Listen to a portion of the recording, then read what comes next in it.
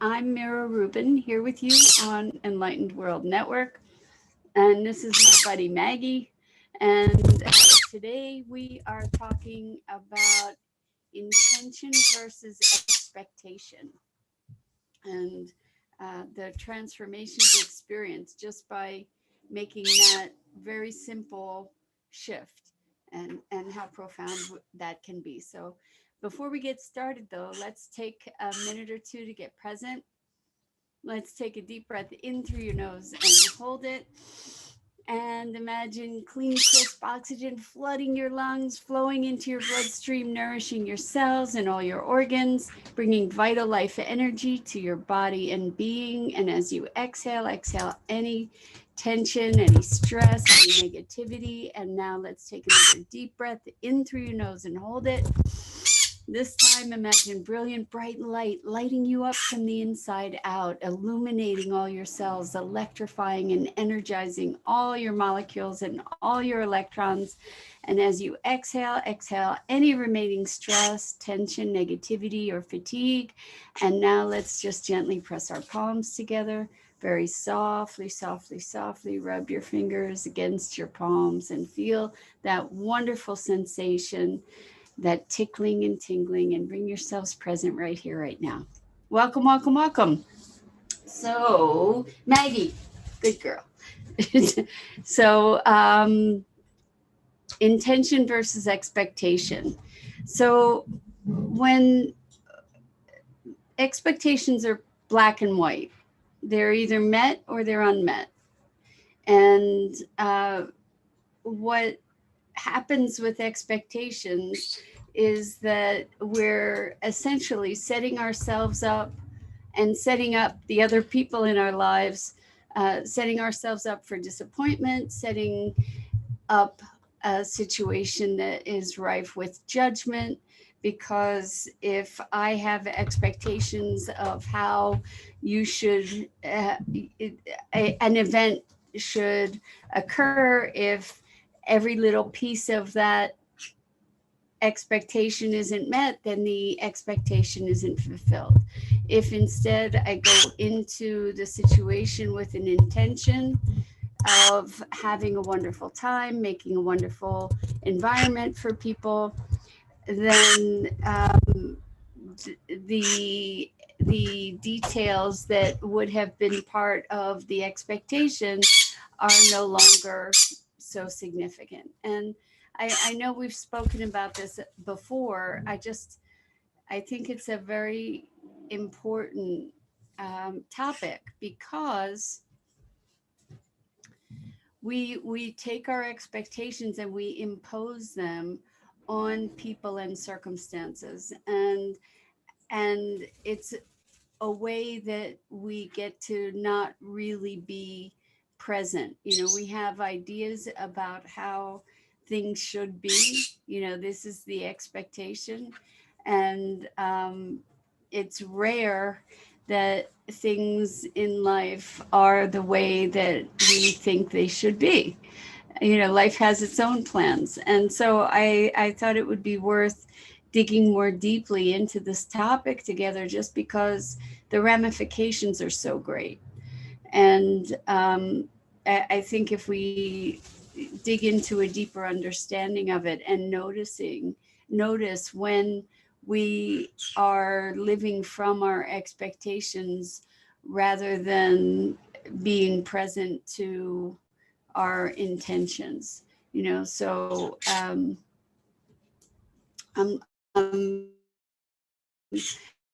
I'm thinking about that. Well, we always talk about being present. That's really what these conversations pretty much every day are about, is being present. And when we are having expectations, um, it it leaves us in a place where um, we're always comparing what is against our our fabricated projection, which is the expectation. And so we might go to a restaurant, and it's not it doesn't meet our expectations, because we have all these ideas about how it should be. And when we're coming from a place of all these ideas of how things should be, we don't get to be present. Good morning, Louise. Wonderful to have you here with us. We're talking about expectations versus intentions. And we've talked about it before, but I wanted to dig into it a bit more deeply, because when we have expectations, we're kind of closing off possibility. So maybe we were expecting something to be one way. Good morning, Jay. Welcome. So good to have you here with us. We're talking about expectations versus intentions. And so expectations are pretty much black and white. Either your expectations are going to be met or they're not. And when we have an expectation, we're really looking, our experience is colored by that expectation. That's kind of how we're evaluating something, is based on the context of the expectation. Versus when we have an intention, like an intention to communicate more clearly, an intention to share kindness, an intention to be present. Good morning, Rosalind. Welcome. Happy Friday to everybody, by the way. We're talking again about intention versus expectation. And it's a shift of being, actually, where I think expectation kind of shifts more into the doing realm, where we're into the material. Let's just say into the material, the doing, the material realm. And whereas intention shifts us back into beingness and presence. So I'm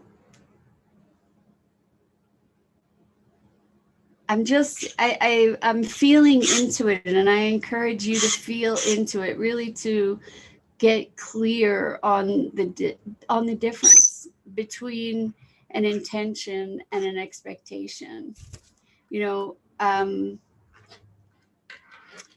I had an example from a client, and it was such a great example and I know I shared it before, but I'm going to share it again, because I do want to dig into this a bit more deeply with you guys. So this person was going to be holding a party, and they were thinking about the party and having this expectation that it was going to be the expectation was to make it like a Martha Stewart kind of environment. And the expectation was having it be so beautiful, having fresh flowers everywhere, having lemon water in a carafe, and rather than a pitcher, for example. And what happened when we were talking about this is there was a lot of pressure with this expectation. The expectation of making this something that that everybody would remember, kind of thing, and the visuals of it and the environment of it. And when we were able to move into intention, what happened was that the priorities shifted from all the outward trappings to what was the whole reason for having this gathering in the first place. And it was for connection, and for people to be feeling at home.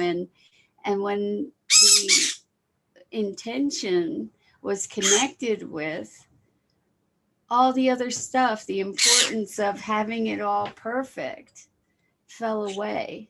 You know, the importance of the appearance of it fell away. And it didn't mean that there weren't fresh flowers, for instance, but there was room for those expectations of how it should be. There was room for that to change. And it was creating a new context where instead of being uptight and about how it was going to look, uh, it, there was a deeper and richer connection to how it was going to feel. And I'm not saying that all intentions are about feelings, but I think that intention is about beingness. And maybe that's really what we're looking at today. Again, because we do look at it again and again periodically because it's such an important thing, is when we are present to our being, um, life is a very, very different experience. Hello, Judy. Welcome, welcome. So Judy says, how does this apply to manifesting something, not expectation? I know it's a different energy. So manifesting, the fine art of manifesting, it's kind of um, it- it's a bi-directional thing. First, we put out the intention, and the intention, when we're talking about manifesting, the thing that powers the manifestation is the emotion. So when we're talking about manifesting a thing,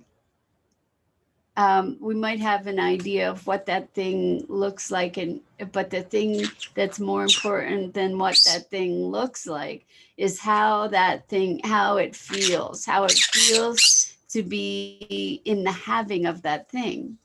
And so the intention, good morning, Kimberly, welcome. So good to have you here with us. We're talking about the difference between expectation and intention. So intention leaves more room, Judy, for the universe to co-create with you and make something, or bring a manifestation into being that is maybe even more remarkable and wonderful than you would have imagined.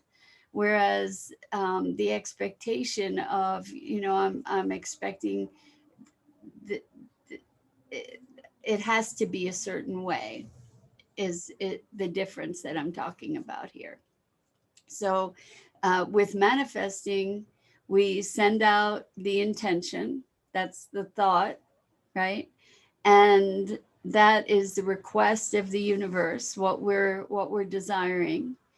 And then the emotion of the joy and wonder and excitement and delight of having whatever that thing is that we're intending, um, that's what creates a magnetism that draws that energy of that manifestation back to us.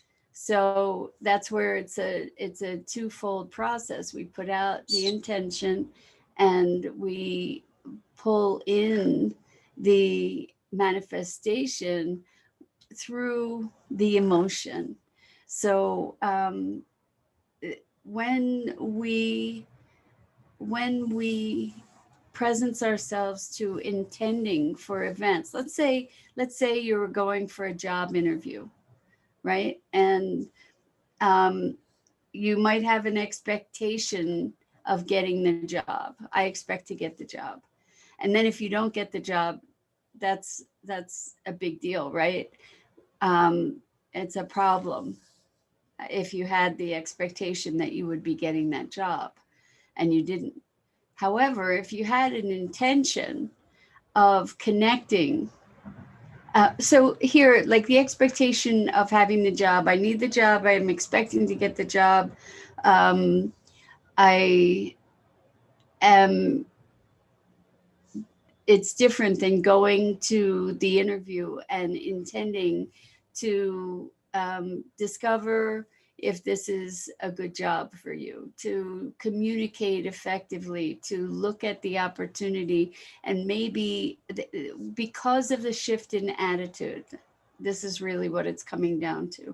Because of the shift in attitude and the shift in focus, maybe in that interview, because there's an intention to connect, maybe that job isn't the job for you, but the person that you're talking to has another job opening in a different area that would be just the perfect fit, with an intention of opening up, with an intention of exploring and discovering.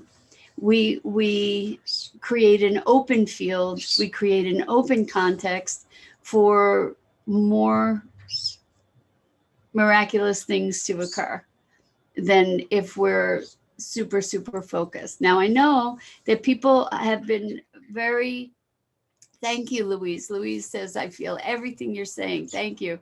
I think that it's nuanced. It's hard to talk clearly about this because it is nuanced. But I think as we look at what our intentions are when you go for a job interview, for instance, why are you going for the job interview? Maybe you need a job, you need money. But the thing is that ideally, you're looking for work that's going to be satisfying and fulfilling, not just a paycheck. And so when there's the intention to be curious, it's a whole different feeling than I got to get this job, right? I intend in interviewing for multiple jobs, for example, I intend to find a job that I love. That would, that's the intention. And then if you don't get that job, then maybe you dodged a bullet and that job wasn't the one that is going to be the one that you love, or is not going to be the right fit for you. So when you're looking for a job, it's not just to get a job. Hopefully it's to find work that you find fulfilling and rewarding, ideally, right? So when there's that intention, there's room for you to go to that interview and not get that particular job, right? And I think when we get clearer on our intentions, then we're guided more readily. When we have a clear intention, then the universe responds to that, and in often unpredictable and miraculous ways. So Kimberly says, I'm working on this right now. So on intention or on job seeking, finding the job that you enjoy. Because if we're talking about finding a job that you enjoy, what you can do in the manifesting of it is to be putting out that intention. Like what are the kinds of criteria that you would like that job to fulfill? Okay, good. Kimberly, this is perfect. So what do you want? A flexible schedule? Do you want it to be close to where you live? Do you want to be able to work at home? Do you want to be able to work with people, like it actually on site? Do you to what kind of environment would you enjoy?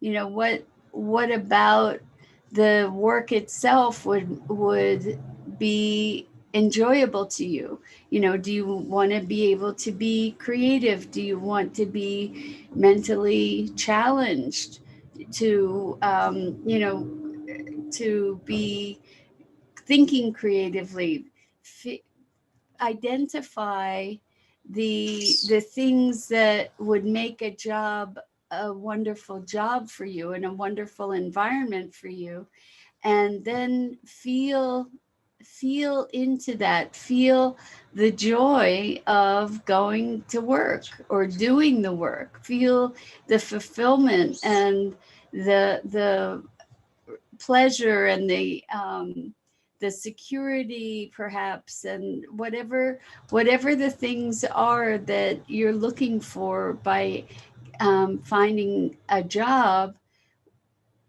by feeling into it and dreaming it into being and being excited about it, and um, feeling those feelings, you magnetize things to you, and the job could show up and be even better than you imagine. Like when you imagine yourself there, whether there is at home, virtually, or there is on site, to be drinking it in and enjoying it and enjoying the connections and enjoying the work.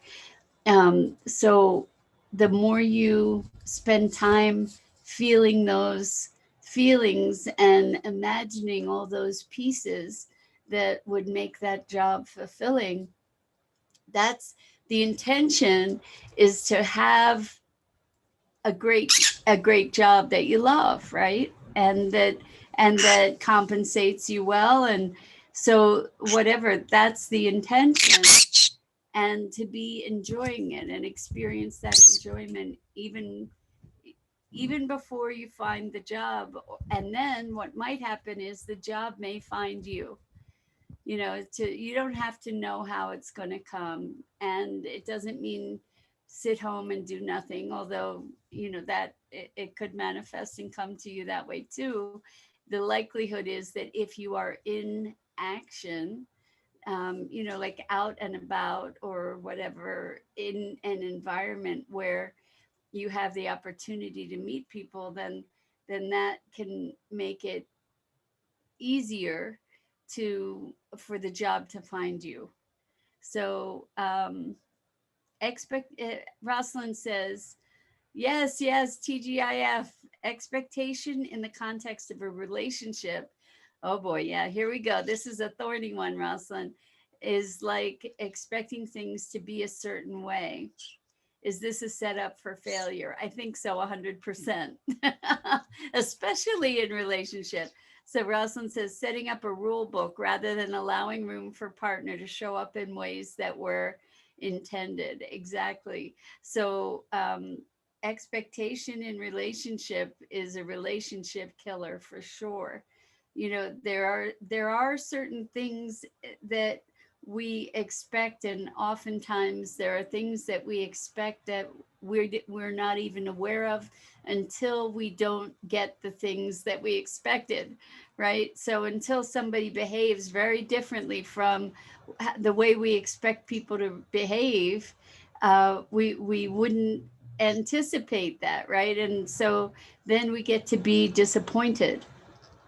And this is where issues of trust come in relationship as well, because uh, somebody defies one of our unspoken expectations, or maybe even a spoken expectation, and then we get disappointed, and then it eats away at our trust for them, because we don't trust them to.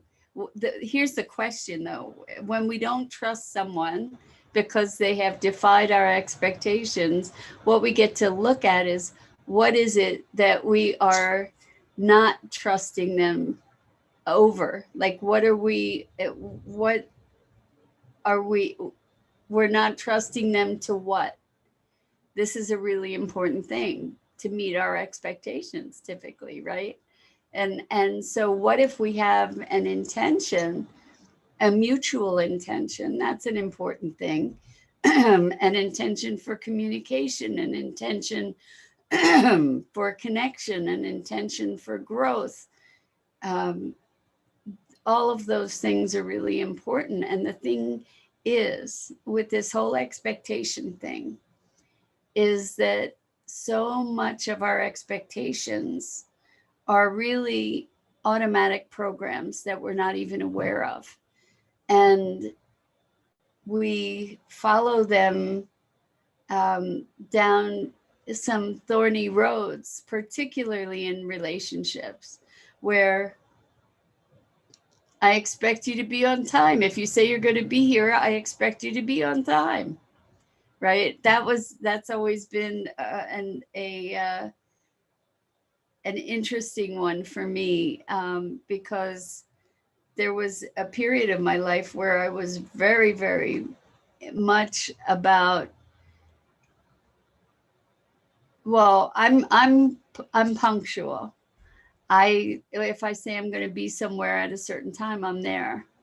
And I also recognize that not everybody lives with that same standard.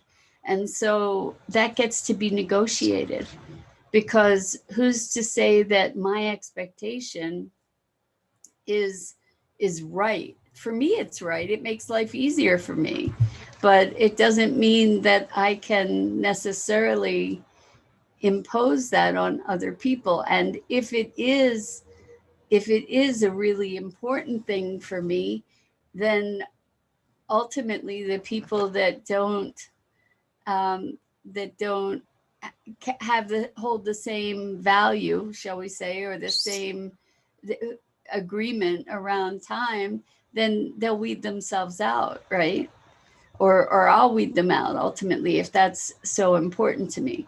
So the question is, what's the intention about being on time, and why would I get upset about it? Well, I would get upset about it if I made a story about it that that person is disrespecting me. That would be upsetting, right? And that could create a fight. But the thing that's important to ask is, what's the intention? What's the intention, and why? What was the violation? So, for instance, if it is a time thing, if somebody shows up late and I'm all bent out of shape because I'm making it mean that they don't respect my time, that they don't respect me, um, or who knows what else I'm making it mean.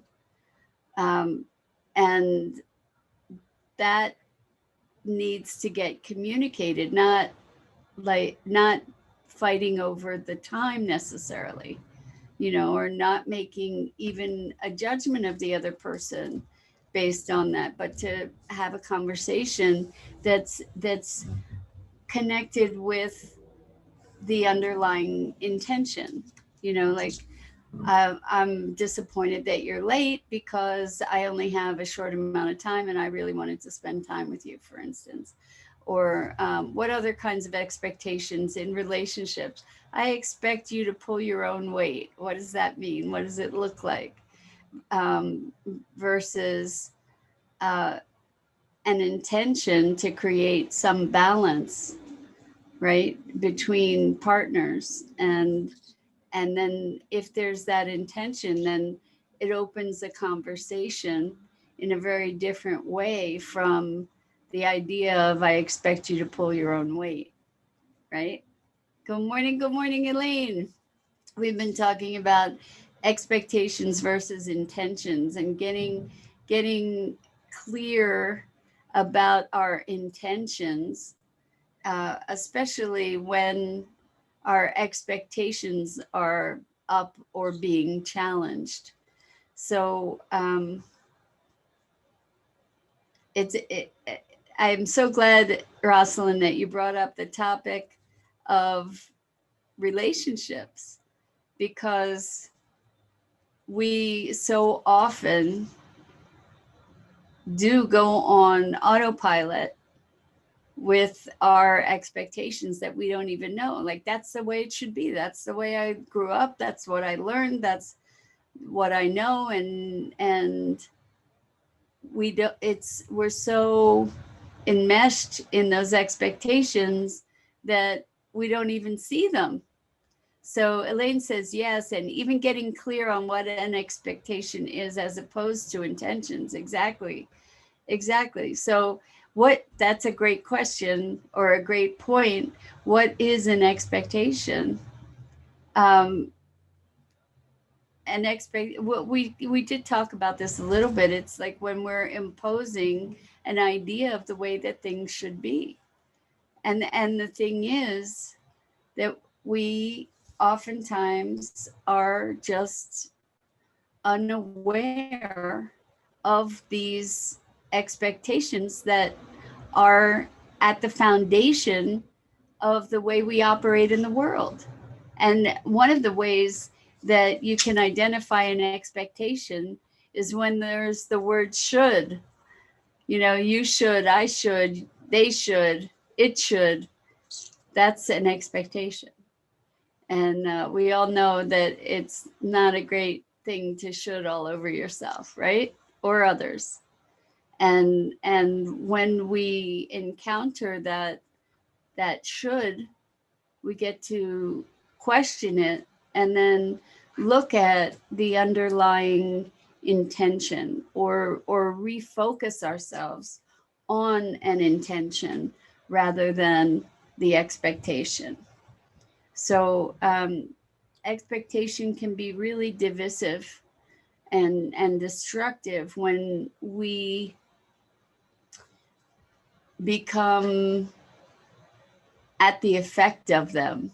You know, like when we are are adamant about that's how it should be, because life will challenge us on those things, right? And Elaine says, absolutely, living on autopilot or unconsciousness. Yes. And the truth is that we often don't even know what our expectations are until they're violated. And then we get to regroup and look at what's the impact, and who are we being in that situation, and is that our intention, is that the way we would choose to be, and is the expectation getting in the way of our intention, which I think is often the case. So anyway, thank you all of you for participating and being here to join in these conversations. It's so enriching to me. I hope it is for you. And I just love this time that we share together. So I think I'm going to wrap it up for this morning. I'm Mira Rubin. This is the Core Connection. And Maggie and I go live each weekday morning here on Enlightened World Network Facebook page at 9 a.m. Eastern. And I want to wish you an amazing weekend, and I hope you'll check out the other wonderful programming on Enlightened World Network. And Elaine says, having the courage to change our mind is powerful. Exactly. And we do have the power to change our mind. So, and there's so much more freedom and peace available to us when we allow ourselves to be conscious, to bring ourselves present. So thank you, Kimberly. You too have a wonderful day. Wishing all of you a wonderful day and a wonderful weekend. And again, thanks so much for joining us for these precious times together. So until next time.